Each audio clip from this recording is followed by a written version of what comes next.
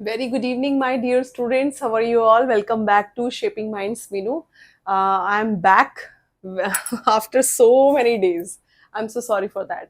ठीक है, हम लोग सोशियोलॉजी का प्रिपरेशन कर रहे थे. यूनिट 4 हम कर रहे थे. That is rural urban social transformation के बारे में हम पढ़ रहे थे. हमने टेनेंसी, किस तरह से जमींदारी सिस्टम होता है, रैयतवाड़ी, वो सब कुछ चीजें हमने कवर अप की. अब हम करेंगे क्लासिफिकेशंस, देखेंगे प्रॉपर्टी से रिलेटेड. ठीक है, सभी का क्लासिफिकेशन बहुत अलग अलग है. इससे पहले मैंने आपको डैनियल थॉर्नर से पहले मैंने आपको आंद्रे बेते का क्लासिफिकेशन ऑफ प्रॉपर्टी और लैंड लॉर्ड्स के बारे में, लैंड्स के बारे में, टेनेंसी के बारे में, ये सब कुछ बताया था. ठीक है, आज हम स्टार्ट करेंगे. डैनियल थॉर्नर का जो क्लासिफिकेशन है इज वेरी इंपॉर्टेंट. कैसे, देखिए, उन्होंने रूरल को, ठीक है, डैनियल थॉर्नर जो है, हम ये जो थिंकर्स अभी पढ़ रहे हैं ना, जैसे डैनियल थॉर्नर हो गए, इसके बाद रॉबर्ट रेडफील्ड आएंगे, तो अर्बन थिंकर्स में हम उनको डाल सकते हैं. ठीक है, तो उस तरह से भी हमें चीजों को समझना जरूरी है. डैनियल थॉर्नर ने रूरल को 3 अलग अलग उसमें बांटा, क्लासिफाई किया. मालिक, किसान एंड मजदूर, ये इनका बहुत ही इंपॉर्टेंट कोटेशन भी है. समटाइम्स एग्जाम में पूरा का पूरा लिखा आता है मालिक, किसान एंड मजदूर.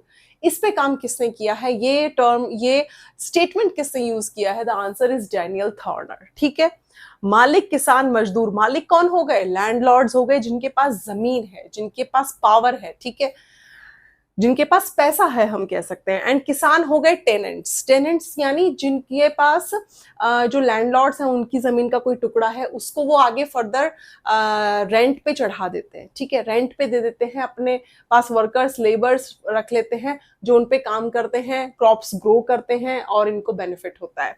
एंड मजदूर, मजदूर हो गए हमारे पेजेंट्स, जिनकी हालत है बिल्कुल खराब. ठीक है, दयनीय स्थिति जिनकी हम बोल सकते हैं, वो होते हैं हमारे पेजेंट्स, यानी जो बिल्कुल अपनी बेसिक नीड्स को भी फुलफिल नहीं कर पाते. ठीक है, यहाँ पे आपको जो पेजेंट्स है ना, उसको फार्मर से कंफ्यूज नहीं करना है. Farmer is different. ठीक है, फार्मर थोड़ा सा बेटर कंडीशन में होते हैं as compare to the peasants. ठीक है, तो ये ध्यान रखना है. जो डैनियल थॉर्नर है, उन्होंने मालिक, किसान एंड मजदूर ये स्टेटमेंट तो दिया ही. इसी के साथ उन्होंने एक और स्टेटमेंट दिया, that is built in depressor. What is built in depressor? देखिए, बिल्ट इन डिप्रेशर का मतलब होता है कि जो लोगों की हालत, स्थिति, उनका सिचुएशन और ज्यादा डे बाय डे खराब होता चला जाए.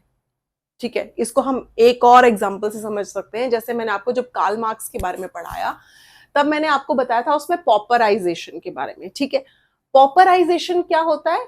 जो गरीब है वो और ज्यादा गरीब होता चला जाता है, जो अमीर है वो और ज्यादा, प्रोलिटेरियट्स, वो अमीर होते चले जाते हैं. ठीक है, वो होता है पॉपराइजेशन. बिल्कुल उसी तरह से है बिल्ट इन डिप्रेसर, यानी ये वो पेजेंट्स की श्रेणी में आते हैं जिनके पास कुछ नहीं है. ना उनके पास लैंड है, ना उनके पास वर्क फोर्स हम कह सकते हैं, ना उनके पास लेबर्स हैं, ना मैन पावर है, कुछ भी नहीं है. बल्कि इनके जो फैमिली मेंबर्स होते हैं, ये खुद बाय देमसेल्व्स, और उनके जो फैमिली मेंबर्स होते हैं वो खुद एज अ लेबर काम करते हैं. और ये और ज्यादा फंसते चले जाते हैं लैंडलॉर्ड्स के चंगुल में. एक बहुत ही इंपॉर्टेंट मैं लाइन आप लोगों को बताऊंगी, उससे आप लोगों को समझ में आएगा कि कैसी चीजें हैं. आप समटाइम्स देखेंगे, नोटिस करेंगे अपने आसपास, कुछ लोग होंगे आपकी लाइफ में ऐसे, जो आप, जिनके पास पैसा होगा, जिनके पास पावर भी होगी, जो फाइनेंशियली स्ट्रांग होंगे. कुछ लोग ऐसे होते हैं जो उनके अंडर काम कर रहे होते हैं, या उनके जो हम कह सकते हैं फेलोज होते हैं, है ना, उनके जो साथी होते हैं, वो उनको उस इस तरीके से ट्रीट करते हैं कि उनको हेल्प जरूर करेंगे. ठीक है, हेल्प करेंगे, आगे उनको अपना जिंदगी चलाने के लिए उस तरह से फाइनेंशियली हेल्प भी करेंगे, काम वगैरह दिला देंगे, काम करा देंगे, लेकिन उतना ही कराएंगे कि वो इंसान भूख से मरेगा नहीं, लेकिन उभरेगा भी नहीं. ठीक है, ये बेस्ट एग्जांपल है. तो उसी तरह से जो लैंडलॉर्ड्स थे ना, उन्होंने पेजेंट्स के साथ कुछ ऐसा, इस तरह की सिचुएशंस क्रिएट की हुई थी कि जो पेजेंट्स हैं वो पेजेंट्स ही रह जाएं, वो फार्मर तक ना पहुंचे और आगे जाके वो लैंडलॉर्ड ना बन पाए. ठीक है, उनको इतना आगे नहीं बढ़ाना है, उनको उतना ही दो कि मुश्किल से उनका गुजर बसर चले, डेली वेजेस टाइप उनका हो, कि बस उनका मुश्किल से गुजारा हो, भूखे वो मरे नहीं और अपनी स्थिति को अच्छा वो कर ना पाए। ये बिल्कुल उसी तरह से है, built in depressor. I hope आप लोगों को समझ में आया होगा। और ये इंडियन पेजेंट्स के बारे में उन्होंने इस टर्म को यूज किया था। किसने? डैनियल थॉर्नर ने।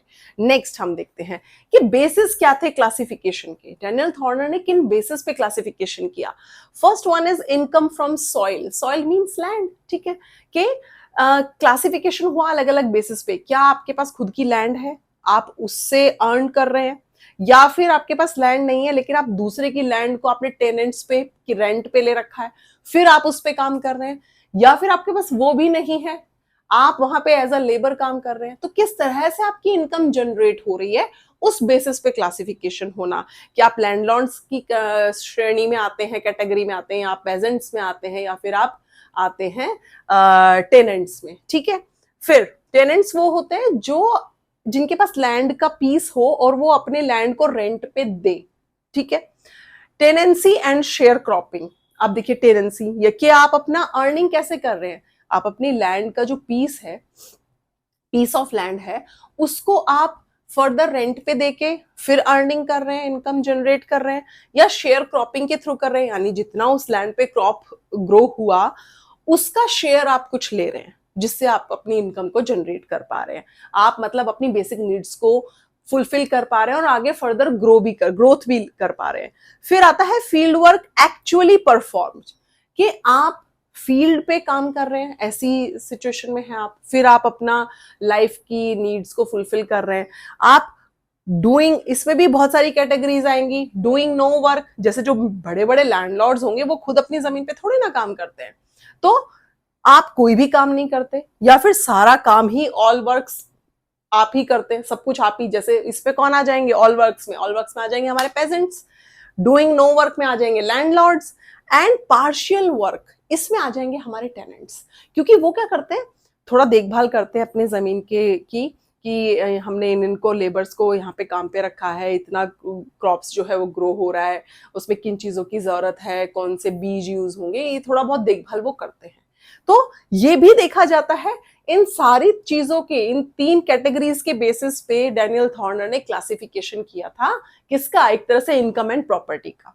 Next, according to Daniel Thorner there is perpetual stagnation. Perpetual stagnation होता है कि आप की जो सिचुएशन है बस आप वहीं पे रुके रहेंगे, स्टक हो जाना, ग्रो नहीं कर पाएंगे। आप नीचे जा सकते हैं बट आप ग्रो नहीं कर पाएंगे। तो डैनियल थॉर्नर ने बताया कि ये जो पेजेंट्स हैं उनकी कंडीशन कैसी है? परपेचुअल स्टैग्नेशन है, यानी स्टक हो रखे हैं वो लोग, फंस चुके हैं बुरी तरह से लैंडलॉर्ड्स के चंगुल में, ठीक है, उनके प्लानिंग प्लॉटिंग में, कि वो इतना काम करते हैं। उनके कंपैरिजन में, लैंडलॉर्ड्स टेनेंट्स के कंपैरिजन में पेजेंट्स जो हैं वो बहुत ज्यादा हार्ड वर्क करते हैं, एंड स्टिल उनकी सिचुएशन आज भी वही है। नेक्स्ट, मालिक। जो डैनियल थॉर्नर है उन्होंने मालिक को भी टू कैटेगरीज में डिवाइड किया। एक होते हैं एब्सेंटी लैंडलॉर्ड्स और एक होते हैं रिसाइड इन द विलेज। ये क्या है? एब्सेंटी लैंडलॉर्ड्स वो होते हैं जिनके पास जो बहुत रिच हैं, वेरी रिच, ठीक है, ये लोग क्या है? बहुत रिच है। ये रहते हैं कहाँ? सिटीज में रहते हैं। ये लोग गांव में नहीं रहते जहां इनकी बड़े बड़े लैंड रख पड़े हुए हैं जिन पे लोग काम कर रहे हैं, इनके पास बहुत जमीन है, बहुत दौलत शोहरत है। ये खुद रहते हैं बड़ी बड़ी सिटीज में। एब्सेंटी लैंडलॉर्ड्स बोला जाता है इनको, यानी इनकी जमीन, मान लीजिए कोई ऐसा गांव है जहां पे इनकी हजारों एकड़ में जमीन होगी, लेकिन आप पूछेंगे ना इसके इसके लैंडलॉर्ड कहाँ है, इसके ऑनर कहाँ है, तो आपको आपको कई बार सुनने को मिलेगा, अरे वो तो आउट ऑफ द कंट्री रहते हैं, अरे वो तो कोलकाता में रहते हैं, वो दिल्ली में रहते हैं, जमीन यहाँ है बट वो यहाँ रहते नहीं है, बट स्टिल फिर भी उनको उससे अर्निंग होती है, उनको उससे पैसा मिलता है। इनको बोलते हैं एब्सेंटी लैंडलॉर्ड, यानी एब्सेंटी जो यानी प्रेजेंट नहीं होता है फिर भी अर्न करता है, ऐसा मालिक। फिर रिसाइड इन द विलेजेस, कुछ ऐसे लैंडलॉर्ड्स भी हैं जो रिसाइड उसी गांव में रहते हैं, ठीक है, कहीं दूर खेतों में उनकी जगह होगी जिसे वो टाइम टू टाइम बस थोड़ा बहुत संभाल लेते हैं, बट उसको आगे रेंट पे चढ़ा के वो उससे इनकम जनरेट कर लेते हैं। तो ये होते हैं टू टाइप के मालिक, जो वहीं नियर बाय रहते हैं और जो बहुत दूर रहते हैं कहीं। किसान एंड मजदूर को आगे फर्दर एक्सप्लेन करते हैं। किसान himself and family members perform the field labour. किसान कौन हो जाएगा?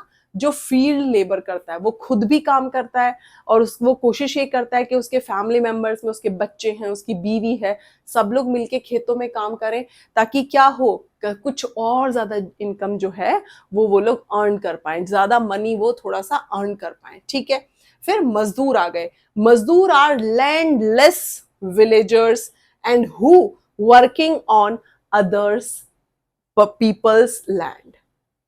मजदूर वो होते हैं, ये किसान जो होते हैं ना, इनके पास फिर भी अपनी जमीन का कुछ टुकड़ा होता है, इनकी हालत फिर भी बेटर है।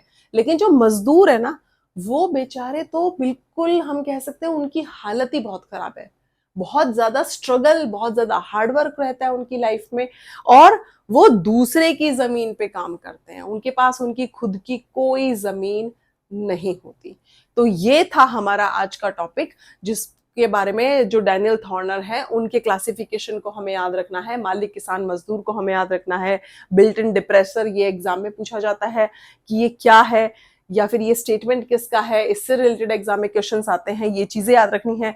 परपेचुअल स्टैग्नेशन होता है कि स्टक हो जाना, रोज आप मेहनत कर रहे हैं, रोज कमा रहे हैं 100 रुपए, और वो घर पहुंचते हैं आप, राशन आ जाता है, ये आ जाता है, वो आ जाता है, वो पता ही नहीं चलता वो पैसे कहाँ गए डेली बेसिस पे।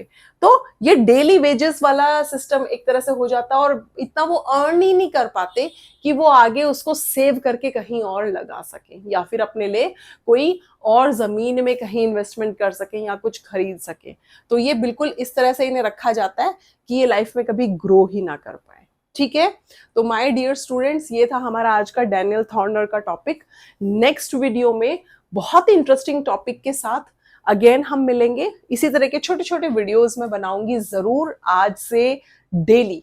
मैं हो सकता है लेट नाइट एक और वीडियो अपलोड करूं रूरल अर्बन ट्रांसफॉर्मेशन पे। एंड वन मोर थिंग, मेरे एक स्टूडेंट का मैसेज आया था, मैं भूल गई, बट आई प्रॉमिस आज ही रात को मैं 100% ड्रामाटर्जी जो एर्विंग गॉफमैन का टॉपिक है उस पर मैं जरूर एक छोटा सा वीडियो अपलोड करूंगी, क्योंकि माय स्टूडेंट्स, मेरा स्टूडेंट है जिन्होंने मुझे रिक्वेस्ट किया कि मैम प्लीज नेक्स्ट मंथ मेरा एग्जाम है और आप ड्रामाटर्जी जो है एर्विंग गॉफमैन का टॉपिक उसको थोड़ा सा एक्सप्लेन कर दो। तो आज मैं पक्का वो चीज करूंगी, चाहे कैसे भी मुझे करनी पड़े। ठीक है, तो मैं जरूर उस पर एक छोटा सा वीडियो अपलोड करूंगी, और ताकि मैं अच्छे से मेरे स्टूडेंट्स को समझा पाऊं।